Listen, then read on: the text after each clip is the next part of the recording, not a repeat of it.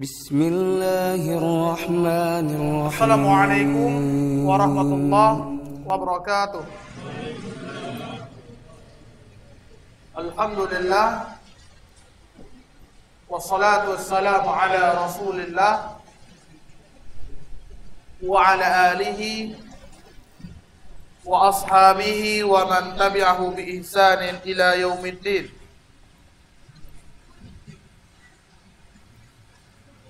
Amma ba'du, fa inna khairal hadithi kitabullah wa khairal huda huda Muhammadin sallallahu alaihi wasallam wa syarra al-umur muhdatsatuha wa kullu muhdatsatin bid'ah wa kullu bid'atin dhalalah wa kullu dhalalatin finnar. Jamaah yang dimuliakan oleh Allah Subhanahu wa taala, Bapak, Ibu-ibu, rahimani wa rahimakumullah, semoga Allah merahmati kita semua. Alhamdulillah, dengan nikmat Allah Subhanahu wa taala, pada malam ini kita bisa kembali berjumpa. Mungkin hampir beberapa bulan saya berhalangan untuk hadir di masjid atau mushola yang mulia ini. Dan alhamdulillah, dengan nikmat Allah kembali memperjumpakan kita dalam kondisi yang sangat baik. Salah satu di taman surga, yaitu majelis ilmu. Kemudian di tempat yang paling baik di muka bumi, yaitu masjid Allah Subhanahu wa ta'ala. Dan dalam kondisi kita baru selesai mengerjakan amalan yang paling dicintai oleh Allah, yaitu salat berjamaah pada waktunya. Dan insyaallah, alhamdulillah, mudah-mudahan kita isya nanti berjamaah, subuh berjamaah, maka kita bukan orang munafik. Kadang-kadang begini, ada orang munafik pada masa Nabi, itu enggak sholat berjamaah, isya dan subuh. Orang kita sekarang kadang-kadang lebih munafik dibanding orang munafik pada masa Nabi dalam hal sholat berjamaah. Top score. Dulu munafik masa Nabi enggak jamaah apa? Subuh, dan sekarang tambah zuhur, tambah asar. Nah, alhamdulillah, tak biasa tambah maghrib. Ini kan kita hadir di sini sholat jamaah, minimal kita janganlah lebih buruk dibandingkan orang-orang munafik. Jamaah yang dimuliakan oleh Allah, saya akan membahas beberapa persoalan terkait dengan jenazah. Tapi saya lebih suka membahas tentang larangan-larangan seputar jenazah. Kenapa? Islam, di samping kita wajib mengetahui kebaikan, juga wajib mengetahui keburukan. Ya, kalaupun tidak wajib, perlu diketahui. Ada hadisnya. Di dalam riwayat Al-Imam Al-Bukhari rahimahullah, dalam hadis fitan, hadis yang panjang, dikatakan oleh sahabat yang mulia Hudzaifah bin Yaman radhiyallahu anhu, kana an-nas yas'aluna Rasulullah 'anil khair. Orang-orang pada masa Nabi, yaitu sahabat, kebanyakannya bertanya sama Nabi tentang kebaikan. Maka kalau kita lihat kan ada hadis, Nabi, apa amalan terbaik? Salat pada waktunya. Di lain kesempatan, apa amalan terbaik? Sedekah. Di lain kesempatan, apa amalan terbaik? Jihad. Banyak yang ditanya kebaikan. Wa kuntu as'aluhu 'anil syarri. Aku bertanya tentang keburukan. Kenapa? Mukhafatan ayudrikani, aku takut ketika aku nggak tahu dosa, nggak tahu keburukan, aku malah melakukan dosa dan keburukan tadi. Maka perlu kita ketahui. Makanya para ulama kita dari dulu hingga sekarang itu membahas tentang keburukan. Bahkan ada kitab namanya kitab kumpulan dosa, namanya Al-Kabair, ditulis oleh Imam Al-Zahabi rahimahullah. Itu khusus menghimpun dosa-dosa besar. Jadi kalau nyari di situ gimana cara sholat yang sesuai sunnah, itu sesat Anda. Yang dibahas di situ dosa, itu ya sah.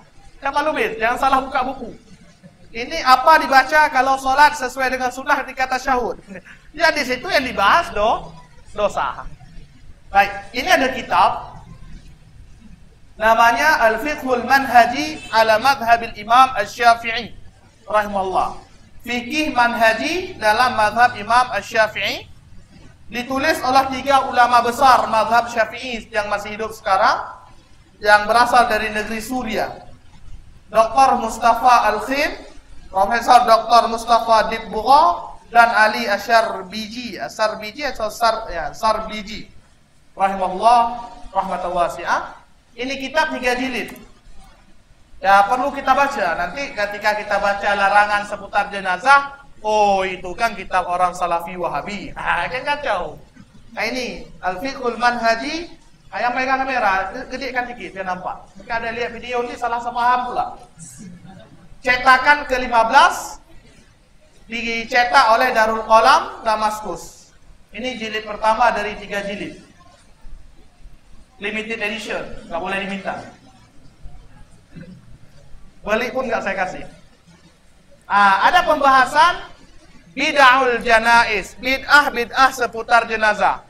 Jadi ternyata bukan ulama Saudi saja yang dituduh Wahabi yang ngomong bid'ah. Ini ulama Syafi'i dari Suriah juga ngomong bid'ah. Kenapa? Bukan cuma ulama sekarang ngomong bid'ah, Nabi yang pertama kali ngomong bid'ah. Jadi jangan alergi. Kalau alergi nggak bisa kita baca hadis, nanti jumpa hadis tentang bid'ah. Nggak bisa kita baca kitab ulama, nanti jumpa kitab yang membahas tentang bid'ah. Ini kitab fikih.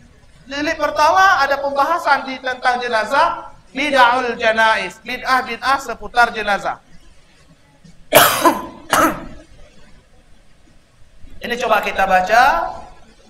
Apa aja bid'ah yang dilarang seputar jenazah yang dijelaskan di dalam kitab-kitab ulama Syafi'iyah. Salah satu ini kitab. Yang pertama, kullu ma yukhalif adab at-tashyi' allati dzakarnaha fa hiya bid'ah yanbaghi at-taharrus minha ka tashyi' al-janazah rakiban wa ka raf'i al-aswat ma'aha. Yang pertama kata penulis kitab ini, termasuk bid'ah dalam urusan jenazah setiap perilaku yang melisihi adab-adab yang pernah kita jelaskan sebelumnya. Kalau kita buka adab yang sebelumnya dijelaskan, itu salah satunya contoh. Itu disunahkan itu jalan kaki kalau ngantar jenazah. Bukan naik motor. Kecuali dikuburkan ke Banda Aceh, jalan kaki, busuk jenazah. Ini lain soal. Yang masih mampu harus. Nabi SAW contoh hadisnya. Rawa Al-Bukhari an Thauban radhiyallahu anhu. Imam Bukhari meriwayatkan dari Thauban.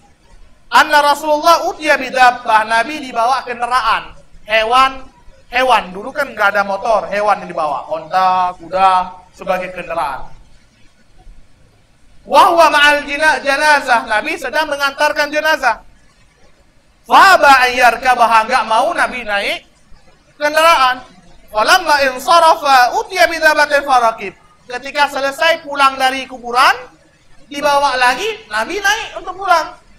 Sahabat bertanya, faqila lu faqala, ditanya, maka Nabi menjawab, innal malaikah kanat tamshi falam akun liarkab wa hum yamshun. Tadi malaikat jalan kaki mengantar jenazah kaum muslimin.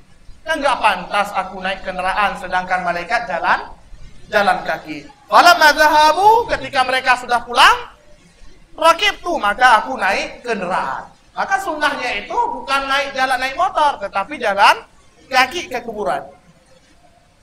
Maka itu termasuk dalam pandangan beliau, itu sunnah. Mengisi ini termasuk kategori bid'ah. Apalagi kata raf'il aswat ma'aha, mengantar jenazah, suara malah ngobrol, gede-gede suara, itu termasuk bid'ah. Mengisi adab yang diajarkan oleh Nabi dan para sahabat. Itu yang pertama. Siapa yang bilang itu? Kitab Al-Fiqhul Manhaji ala Madhabil Imam Asy-Syafi'i rahimahullah. Yang kedua, hamlul akalil wa nihwiha ma'al jinazah. Akalil itu apa? Kalau yang dipakai sama raja ratu itu. Mahkota. Membawa mahkota beriringan dengan jenazah ke kuburan kemudian ditaruh di sana. Fahiya bid'atun muharramatun, bid'ah yang haram kata beliau. Tasallalan ilal muslimin taqlidan li'adatil kafirin fi marasimil janaizihim.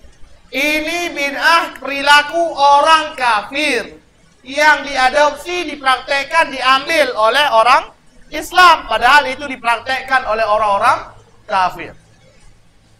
Wa fiha, di samping kita haram tadi karena ini perilaku orang kafir, berarti tasyabbuh, menyerupai orang kafir. Wa fiha ma fiha min idha'atil mal duna faidah. Yang kedua, buang-buang harta enggak ada faedah. Mahkota, satu kopiah mengetuk, kita taruh di kuburan 200.000 juga. Ada 5 orang meninggal, lah berapa? 1 juta, potong kambing, potong bebek, makan-makan di sini waktu kajian, ada faedahnya. Berarti pertemuan akan datang, bebek manubis. Kode, kadang-kadang kode masih gini, harus dijelaskan.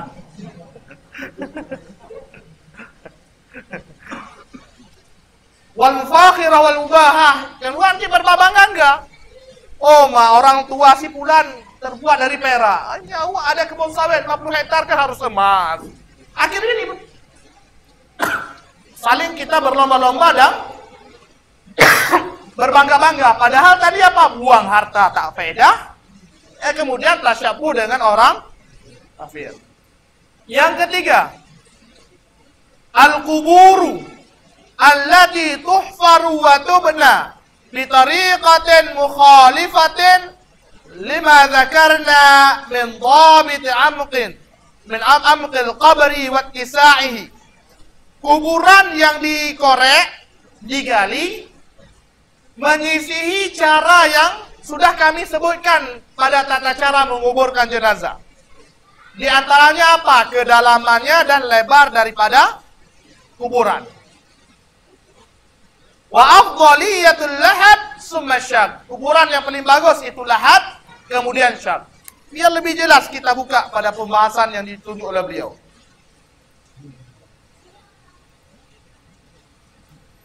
Apa? Daf'ul mayt, menguburkan jenazah. Yang pertama, ayyurfan fi qabri bi'amqin qadr qamatir rajul al-mu'tadil wa basata yadayhi ila al-a'la. Itu yang kuburannya setinggi orang lelaki itu. Dalamnya. Wa aywassa qadra dhira' wa syarb. Lebarnya itu segini, satu hasta per jengkal. Jangan pula mentang-mentang gratis nggak perlu beli, lebar pula dikorek, itu melebihi, itu termasuk bid'ah kata beliau. Dan yang paling bagus kuburan itu, yang pertama lahad, yang kedua syak. Apa itu lahad? Ini kiblat. Kuburan dikubur, digali, memanjang seperti ini menghadap kiblat. Itu. Kemudian kalau lahad itu bagian arah kiblatnya ini di sini, ini kuburan, bagian arah kiblat ini yang ditanam agak dikorek agak dalam. Jadi, kalau kuburan segini lebarnya, nah ini kiblat sana, segini lebar. Nah ini kuburan, lebarnya segini. Yang ujung sisi di sini itu sedikitnya ada agak dalam. Taruh jenazah, baru taruh kayu seperti ini, baru taruh tanah. Itu yang paling bagus, namanya lahad. Kalau umpamanya tanah di situ nggak bisa kita buat gitu roboh, maka yang kedua adalah syak. Syak itu gini kuburan. Ini kiblat sana ya, korek di tengahnya. Kalau lahad di ujung, kalau ini tengah. Kita nggak di ujung, nggak di tengah. Ya kan? Nggak di ujung, di tengah. Nah, ini bukan kata saya, kata penulis kitab Fikih Syafi'i ini. Ulama mazhab Syafi'i. Yang ketiga, 4. Yukrahu tashyidul kubur. Dilarang, dimakruhkan membangun kuburannya. Dakhiluha au zahiruha, dalamnya atau luar. Ada orang buat kuburan itu dalamnya itu di keramik. Ada. Luar dalam nggak boleh dibangun. Kata beliau. Bikullin ma dakhala fihi nar kal itsman wal jib wa nahwi, kayak orang taruh semen. Udah dibuat lingkaran semen kan? Atau apalagi kapur. Rawa Muslim Karena ada hadis riwayat Imam Muslim kata beliau. An Jabir radhiyallahu anhu qala, dari sahabat Jabir berkata, "Naha Rasulullah ayujassas al-qabr." Nabi melarang untuk mengapuri kuburan. Wa huwa ayudha alaihi al-jibsu, ditaruh kapur di situ. Wa huwa ma yusamma bil jibsin, yang disebut dengan jibsin hari ini itu kapur. Wa in bunya bir rukham, kalaupun dibangun dengan rukham, ya ini keramik, marmer, kan ada orang bangun kuburan. Warnawi kana haraman, itu juga haram. Kenapa? Limukhalafatihi asyadida li nahyi Rasulillah, karena melisihi larangan Nabi. Walima fi dzalika, yang pertama melisihi larangan Nabi. Mana larangan Nabi? Dari Jabir bin Abdullah radhiyallahu anhu, tadi hadis disikit disebut. Naha Rasulullah ayujassas qabr. Nabi melarang untuk mengapuri, menyemen, mengkeramik dan sejenisnya kuburan. Wa ayyubna alai, buat bangunan di atas kuburan. Wa ayyukan alai, duduk di atas kuburan. Wa ayyuzan alai, menambah tinggi kuburan, enggak boleh kecuali sejengkal. Ini cari batu putih yang sudah dizikir, tambah tinggi dikit, haram. Ya. Batu putih ya. Tanggung, pas Bang Suher umroh, suruh pulang aja tanah dari Mekah. Ada proyek baru lagi nih, siap membawa pulang tanah dari Mekah dan Madinah. Tanah yang diberkahi. Ada proyek baru ini kita Suher. Apa? Wa an yuktam alai, tulis di atas kuburan. Hadis riwayat Imam Muslim dan riwayat Imam An-Nasa'i rahimahumullah. Enggak boleh tulis Edi Saputra, lahir, wafat, enggak boleh itu. Enggak boleh apa? Dibuat tanda aja. Ada kuburan sahabat, Nabi enggak, ini ada ini kuburan, iya, disuruh tambah oleh Nabi, suruh tinggikan sejengkal, jangan sampai orang enggak tahu itu kuburan. Enggak boleh menambah tinggi, disebutkan dalam kitab Ushul Iman, melebihi tanah yang kita korek tadi. Itu yang pertama. Bangun kuburan dari nyemen, keramik, taruh batu putih. Nah, apa lagi? Ada yang lain? Tuh, yang pertama melisihi larangan Nabi. Yang kedua kata beliau, wala ma fi dzalika min dha'atil mal al manhi anhu syar'an. Buang-buang harta enggak ada faedah. Apa tentang keramik itu? Gua kasih ke masjid, keramik masjid jelas orang sholat. Ini keramik kuburan pula. Kuburan di keramik. Ada masjid, kadang-kadang nggak ada keramik. Kasih uang itu buat WC masjid lebih bagus, lebih bagus. Sampai buang-buang harta tak ada faedah. Yang ketiga, wa ma fihi minal mubahah wal mufakhirah al muqayyada fi dinillah azza wa jalla. Nanti yang ada orang saling berbangga, saling berlomba. Oh, orang semen, awak keramik. Oh, itu keramik 15.000, ini harus marmer Turki. Nah, kan akhirnya ini aja nih. Tentang dong awak. Pangkat golongan 4A. Ini baru aja jadi PNS sudah di semen, kan harus keramik. Ya, kan? Awak pengusaha masa keramik juga. Yang bayari kan? Harus pula apa lagi? Naik terus akhirnya. Ini dilarang. 3 hal tadi. Kita baca aja. Ya, kalau mau protes sama ulama mazhab Syafi'i rahimahullah, bukan sama ulama Saudi. Yang saya baca bukan ulama Salafi Wahabi Saudi, tapi kitab fikih Syafi'i, ulama Syafi'i Suriah. Nampak kan? Nampak jelas di kamera. Nanti ada orang lihat di situ nggak jelas. Biar jelas sekarang. Saya selalu bilang gini, Bapak Ibu. Kayak kata Zakir Naik kan, kalau Anda mau pelajari Islam, jangan lihat orang Islam, tapi lihat sumber Islam, Al-Quran dan hadis. Lihat orang Islam tak sholat. Oh, enak juga Islam nggak ada sholat. Orang Islam korupsi. Oh, Islam boleh korupsi. Jangan lihat orangnya. Kalau mau belajar mazhab Syafi'i, jangan lihat orangnya. Pak Lubis Syafi'i versi Medan, Pak Usyo Syafi'i versi Padang, saya versi Mlabo. Jangan lihat orangnya. Bang Edi Lamo versi Lambili. Syafi'i dengar, tapi lihat referensi dalam kitab. Oh, itu baru mazhab. Kalau orang bisa mengaku tapi perilakunya berbeda. Kayak orang Islam tapi mencuri. Orang Islam berzina, Islam melarang hal tersebut. Nah ini mungkin agak cerdas sedikit lah kita melihat persoalan. Yang kelima,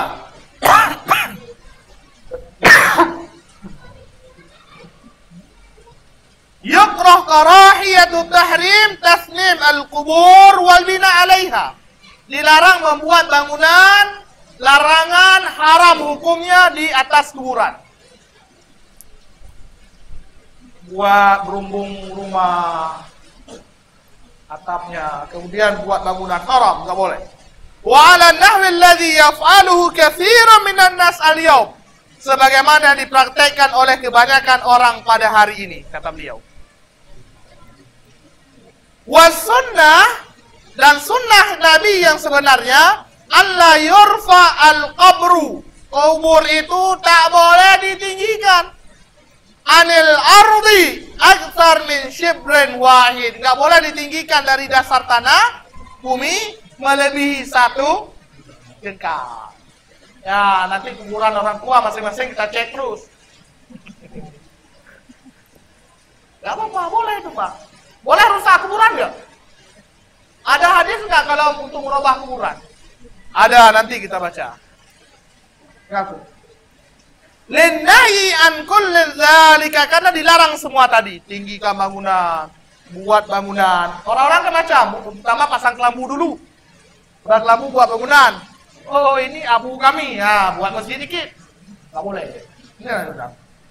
Rawa Muslim, diriwayatkan oleh Imam Muslim wa ghairuhu, dan selain Imam Muslim. Anna Ali ibn Abi Talib, Ali bin Abi Talib radhiyallahu anhu qala, beliau berkata, li Abil Hayyad al-Asadi, kepada sahabatnya bernama Abu Hayyad al-Asadi, ala ab'athuka ala ma ba'athani alaihi Rasulullah. Ya Abu Hayyad, mau enggak kamu aku utus mengerjakan suatu pekerjaan yang dulu aku diutus untuk melakukan kerjaan itu oleh Nabi. Dulu ketika Nabi masih hidup, Nabi kan sekaligus khalifah, presiden, pemimpin negara, nyuruh Ali pekerjaan ini. Nah, meninggal Nabi diganti Abu Bakar, meninggal Abu Bakar diganti oleh Umar, Umar meninggal diganti oleh Utsman, diganti selanjutnya oleh Ali. Ketika Ali jadi presiden, jadi khalifah, dia manggil Abu Hayyad al-Asadi, Abu Hayyad, mau enggak ala ab'athuka ala ma ba'athani alaihi Rasulullah? Mau enggak aku utus kamu untuk lakukan pekerjaan yang dulu aku diutus oleh Nabi melakukan kerjaan tersebut? Allah tada timthalan illa tamastahu, jangan tinggalkan.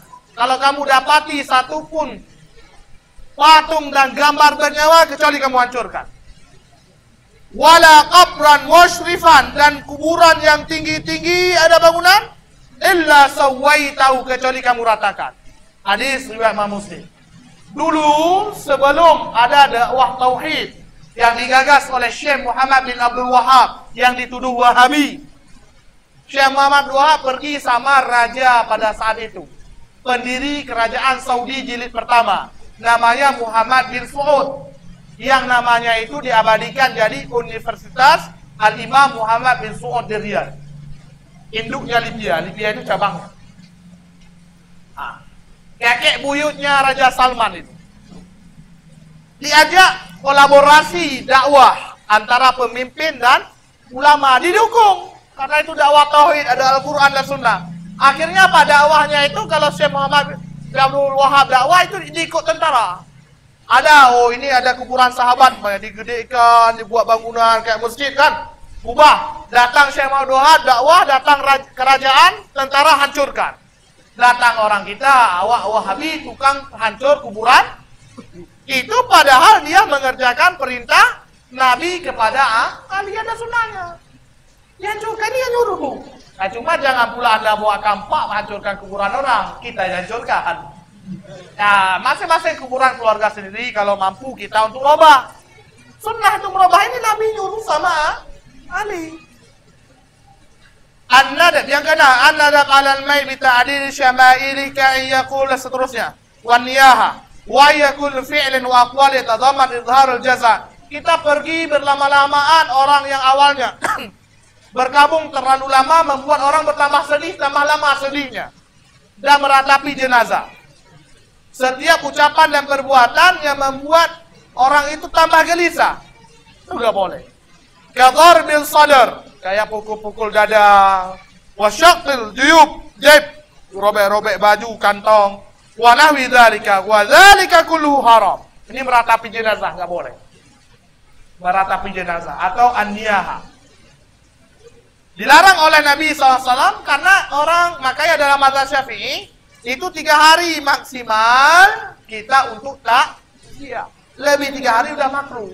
Biasanya orang udah 3 hari itu udah mulai tenang. Datang kita malah buat dia lagi sedih. Ini dilarang. Ada berapa hadis? Yang pertama dari Abu Malik Al-Asy'ari radhiyallahu anhu, Nabi bersabda, "An-naihatu in lam tatub qabla mautiha tuqam yaumal qiyamah wa 'alayha sirban min qatiran wa dir' min jarab." Ketika Nabi menyebutkan ada 4 amalan jahiliyah yang belum ditinggalkan, di antaranya an-niyahah, meratapi jenazah. Kata Nabi, wan-naihatu, wanita yang meratapi jenazah. Kenapa disebut wanita? Lelaki sama, karena umumnya yang banyak nangis-nangis, teriak-teriak tinggal orang itu perempuan. Maka disebutkan secara khusus. Laki-laki sama hukumnya. In lam tatub qabla mautiha, kalau enggak taubat sebelum mati, tuqamu yaumal qiyamah, dibangkitkan ketika hari kiamat nanti. Wa 'alaiha sirban, dalam kondisi memakai pakaian min qatiran, pakaian yang dilumuri dengan tembaga. Wa dar' min jarab, dan mantel yang dilumuri dengan kudis, penyakit kulit. Hadis riwayat Imam Muslim. Laisa minna man latama al-khudur wa syaqqa al-ju' wa da'a bi da'wal jahiliyah. Dalam riwayat Bukhari dari Abdullah bin Mas'ud, kata Nabi, bukan golongan kami orang man latama al-khudur, pukul-pukul pipi sedih, meninggal suami, meninggal istri, kan? Pukul-pukul suami.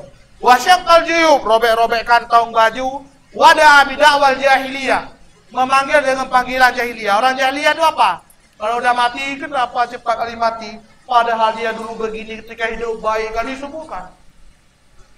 Ya. Nah, itu biasa, nggak tahu saja. Ada sebagian daerah itu ibu-ibu biasa udah siap kalau suaminya meninggal. Asal datang orang langsung salaman sambil nangis.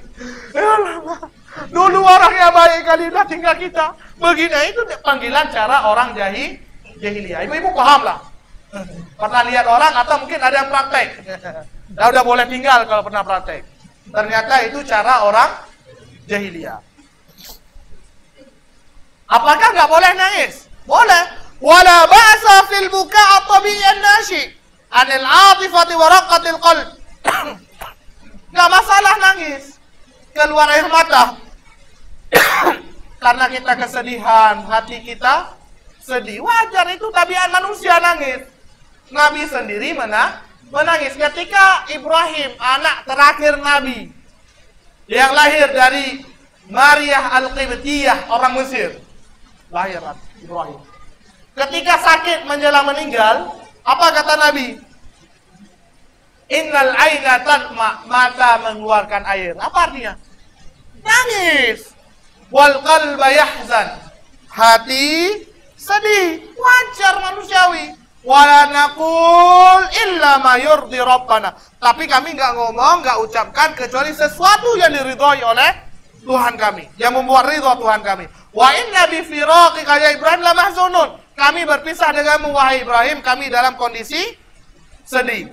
Ini hadis riwayat Imam Bukhari dan Imam Muslim rahimahullah. Dalam hadis lain, warawa Muslimun, diriwayatkan oleh Imam Muslim rahimahullah, an Abi Hurairah radhiyallahu anhu qala, dari Abu Hurairah radhiyallahu anhu berkata, zaran Nabi sallallahu alaihi wasallam qabra ummi. Nabi mengunjungi, menziarahi kuburan ibunya. Fabaka, maka Nabi menangis. Wa abka man haulahu, tangisan Nabi tadi membuat orang sekelilingnya juga ikut menangis. Berarti nangis itu enggak dilarang, boleh Pak.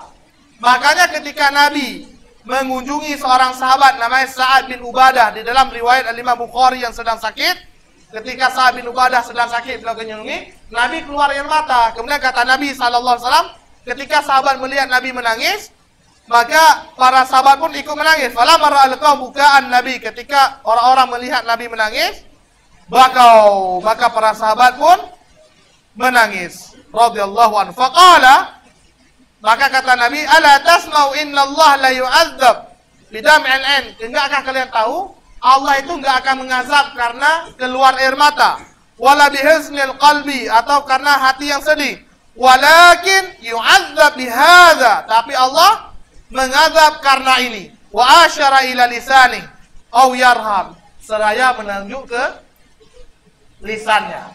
Artinya apa? Yang dilarang itu tangisan yang bersuara. Makanya ada hadis kata Nabi SAW dalam riwayat Imam Bukhari dan Imam Muslim dari Mughirah radhiyallahu anhu, aku mendengar Rasulullah bersabda, maniha alaihi yu'adzab bimaniha alaihi. Orang yang ditangisi, yang diratapi, nanti diazab dia di dalam kuburan.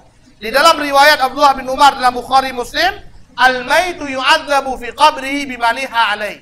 Jenazah itu diazab oleh Allah dalam kuburan karena sebab tangisan keluarganya.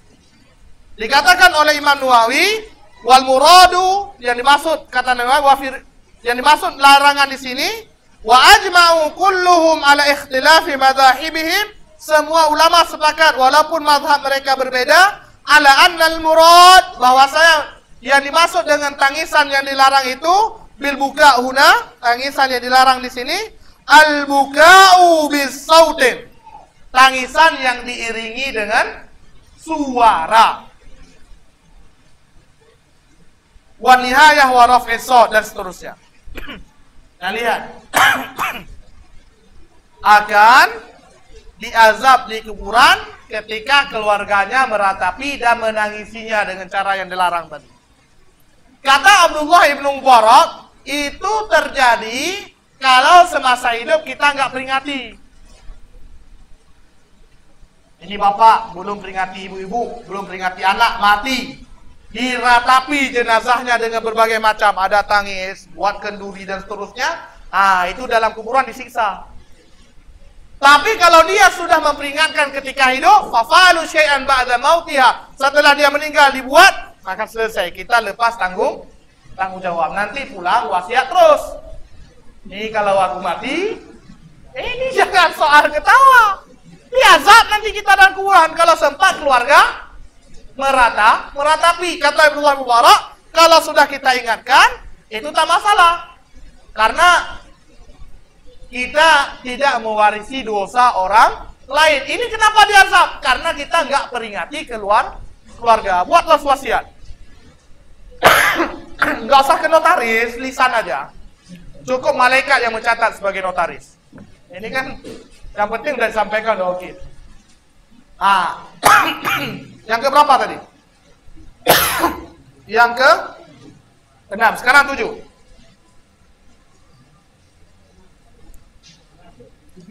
7. Nah, yang 6 berarti lambat cetak. Yang 8 terlalu cepat catat, Bang. Ini pertengahan 7 yang pas. Insyighalu ahlil mait bisan'it ta'am wa jam'in nas alaihi. Keluarga jenazah sibuk-sibuk masak-masak makanan, buat kenduri, dan manggil orang, undang orang untuk makan kenduri. Itu termasuk bid'ah yang ke-7. Bukan kata saya, kata Dr. Mustafa Al-Khin, Profesor Dr. Mustafa Dibugha, dan Ali Asyarbiji, penulis kitab Al-Fiqhul Manhaji ala Madhhabil Imam Asy-Syafi'i. Yang gak setuju, tinggal buat kitab, tulis kitab, bantah kitab ini. Simple. Kama huwa, apa tadi? Insyighalul ahlil mait, keluarga jenazah menyibukkan diri bisan'it ta'am, masak-masak makanan, wa jam'in nas alai, kemudian undang orang untuk kumpulkan orang untuk acara tersebut. Kama huwal mu'tad fi hadzal asr, sebagaimana menjadi tradisi, ada istiadat, kebiasaan pada zaman sekarang, kata beliau. Bid'atun, itu bid'ah, tunaqizus sunnah, yang menyelisih yang bertentangan dengan sunnah. Wa tukhalifuha, dan menyelisihi sunnah mukhalafatan syadidah, sangat-sangat diselisihi. Bid'ah yang bertentangan dengan sunnah Nabi dan menyelisihi sunnah Nabi sangat-sangat diselisih. Wa innama sunnah kebalikan aqsa dzalik. Sunnahnya itu kebalikan dari kebiasaan manusia hari ini. Ay yaquma ba'dul musyayyi'ina bi tahdhir at-ta'am. Orang yang pergi ke Munjung, pergi takziah, masak makanan, bawa makanan, wa irsalihi ila almi, kirim makanan tadi ke keluarga jenazah yang ditinggal. Au jam'ihim alaihi fi baitid da'i, atau ada satu orang koordinator, ayo kita kumpul makanan, udah masak di rumah saya, udah terkumpul, dibawa sini, baru kita bawa ke rumah jenazah. Wa yustahabbu, dan disunahkan, ayyakuna kathiran, yang dibawa bukan sedikit, tapi yang agak banyak. Lihaith yakfi ahlul mayt yaumahum wa lailatu, cukup bagi keluarga jenazah sehari semalam. Wa dzalika liqaulihi sallallahu alaihi wasallam, karena ini berdasarkan hadis Nabi, lamma jaa khabaru qatli Ja'far ibni Abi Thalib, ketika sampai kabar di Madinah Ja'far bin Abi Thalib itu meninggal syahid dalam perang. Nama perangnya perang Mu'tah. Apa kata Nabi kepada keluarganya? Ista'u ta'aman li ali Ja'far. Buatlah, masaklah makanan untuk keluarga Ja'far. Fa innahu qad ja'ahum ma yushghiluhum. Karena sudah datang urusan yang membuat mereka sibuk. Tak sempat masak, udah orang meninggal. Rawahu at-Tirmidzi wa Abu Dawud wa ghairuhuma. Diriwayatkan oleh Imam Tirmidzi, Abu Dawud dan selain keduanya. Wa yuhramu tahiyatut ta'am lin-naihati wa amsalihinna, haram menyiapkan makanan untuk orang yang takziah. Ngeri nih. Haram menyiapkan makanan untuk tamu yang datang takziah. Yang ngomong ulama Syafi'i, ini harus diulang. Bukan ulama Salafi Wahabi Arab Saudi. Kan gitu kata orang ini, bilang Salafi Wahabi pula.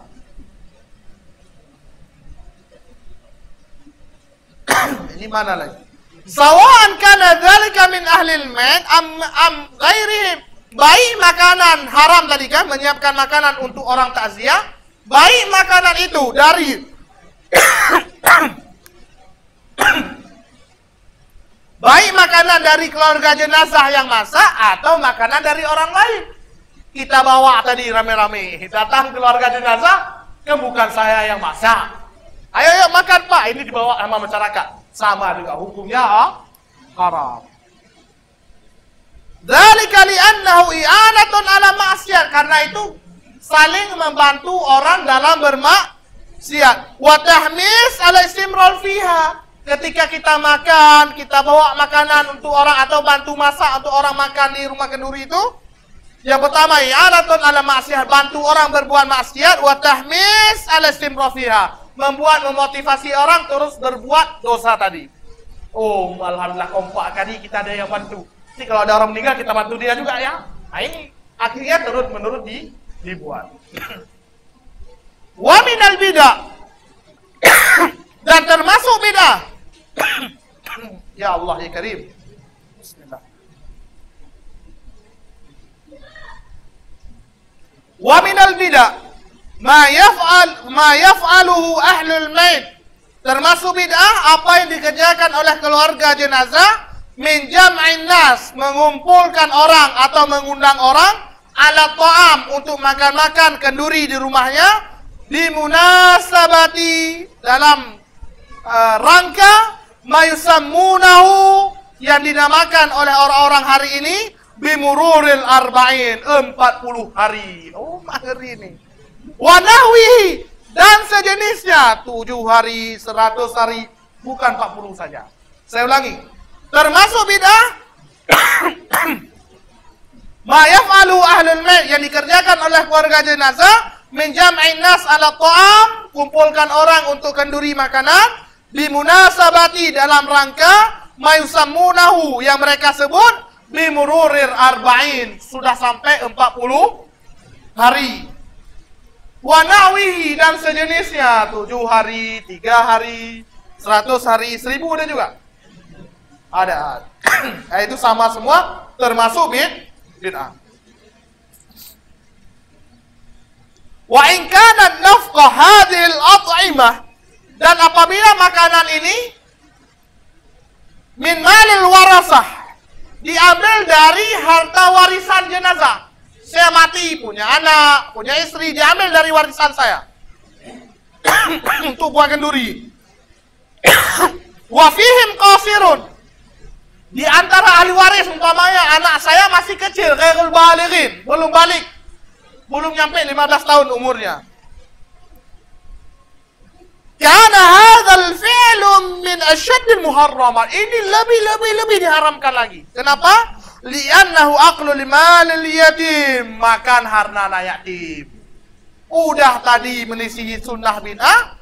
Kalau ada ahli waris yang masih kecil, diambil dari harta ahli waris, double. Berarti apa? Makan harta anak yatim. Wa idha'ah lahu fi ghairi maslahatihi, dan buang-buang harta anak yatim bukan pada kemaslahatan anak yatim.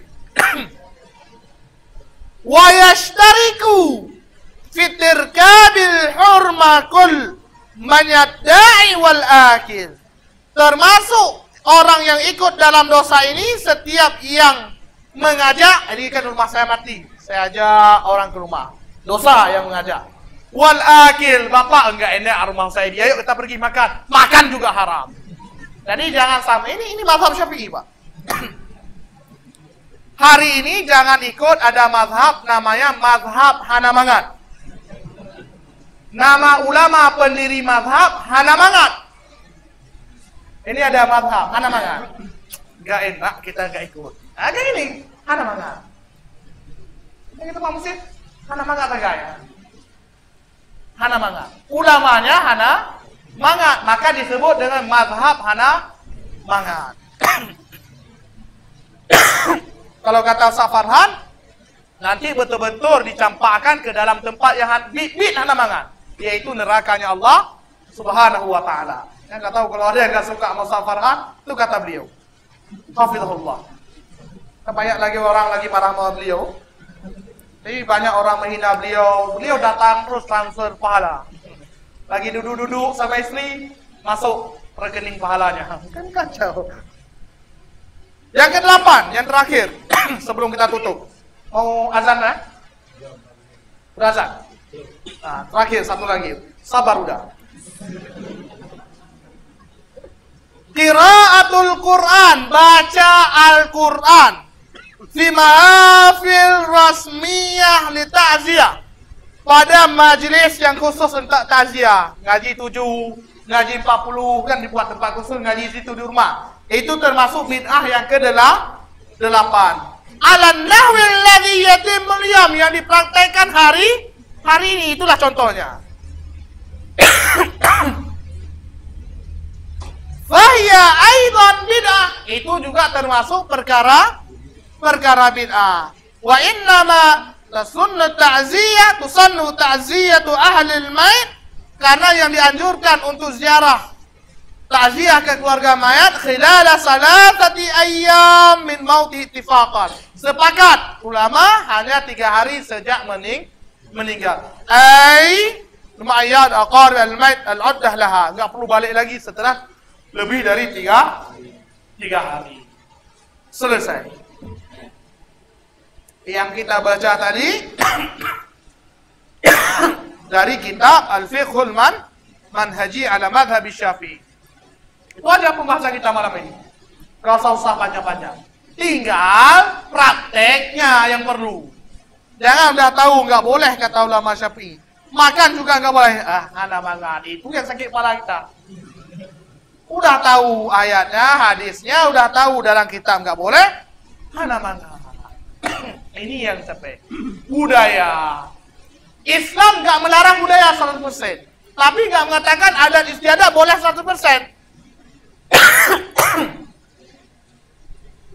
Contoh, ada budaya Arab, kalau mau pergi lempar burung dulu, terbangkan burung. Kalau lari ke kanan itu baik, kalau lari ke kiri nggak baik, namanya tiarah, anggapan sial. Kata Nabi, tiarah syirkun, itu syirik, nggak boleh, ditinggalkan oleh Nabi dan para sahabat. Padahal adat istiadat. Apalagi ada istiadat orang Arab, kayak kita ngumpul tadi sore. Kalau orang Arab dulu ngumpul itu bukan kopi dan teh dingin minum, khamar. Kan gitu udah. Khamar. Begitu banyaknya khamar, ketika turun ayat haramnya khamar, itu ditumpahkan kendi-kendi khamar oleh para sahabat di Madinah, itu Madinah becek khamar. Begitu banyaknya. Jadi kayak kita orang Aceh udah darah daging kopi, orang Arab dulu apa? Khamar. Yalah brandy, whisky apalah hari ini dulu nggak ada merek itu. Namanya cuma khamar. Itu minum. Budaya. Datang Islam dilarang, maka hukumnya haram. Ada lagi budaya. Orang Arab itu kalau datang, Pak Ucok, saya tamu hari ini sama Pak Ucok. Kalau nggak dilayani, malu, kampung-kampung malu. Begitu budaya Arab memuliakan tamu. Datang Islam, nggak beriman kalian. Pada Allah dan hari akhir nggak sempurna iman. Hingga kalian, hatta yukrim dhaifah. Hingga memuliakan tamu kalian. Dimuliakan oleh Islam. Artinya apa? Ada yang budaya dilarang, yang darah daging. Ada budaya yang sudah mendarah daging tidak dilarang. Artinya apa? Kalau ada orang ngomong budaya ada istiadat boleh 100%, itu salah. Kalau ada orang ngomong haram ada istiadat 100%, itu juga sesat. Yang benar apa? Budaya dan adat istiadat ditimbang dengan Al-Quran dan hadis. Yang bertentangan tinggalkan. Kalau nggak dilarang oleh Al-Quran dan hadis, nggak bertentangan, walaupun nggak diperintahkan, itu hukumnya boleh. Ini hukum asal. Hukum asal adat istiadat kecuali ibadah. Ibadah baru butuh perintah. Adat istiadat selama Al-Quran dan hadis nggak melarang, nggak masalah. Nggak ada larangan pakai celana, pakai aja Pak, nggak apa-apa. Adat istiadat. Oh, adat istiadat mudah sekarang pakai celana jin. Nah ini kayak gini, nggak boleh pakai terus. Cuma ini gabungan. Eropa pakai jin, Amerika pakai jin, jubah Arab. Itu yang belum saya jumpa. Jinnya Amerika, jubahnya Arab. Nggak masalah. Selama jangan isbal, kan gitu. Jangan ketat yang bentuk tubuh. Pakai aja celana jin, tak masalah. Saya pun ada berapa lembar. Boleh itu halal. Halal, kan? Nggak masalah. Apa lagi? Pakai baju koko, boleh. Mau pakai jubah, boleh. Nggak masalah. Kain sarung kayak Abang Adi juga boleh. Agak Bengali dikit gitu. Mukanya aja nggak mirip. Ya, boleh juga. Nggak masalah. Ini ada istiadat. Nggak ada ayat dan hadis yang melarang. Tapi ini ada istiadat. Kami udah kenduri 40 Pak Ustadz. Dilarang sama hadis. Berarti tinggalkan. Yang bilang tadi siapa? Ulama Syafi'i. Ini kitabnya.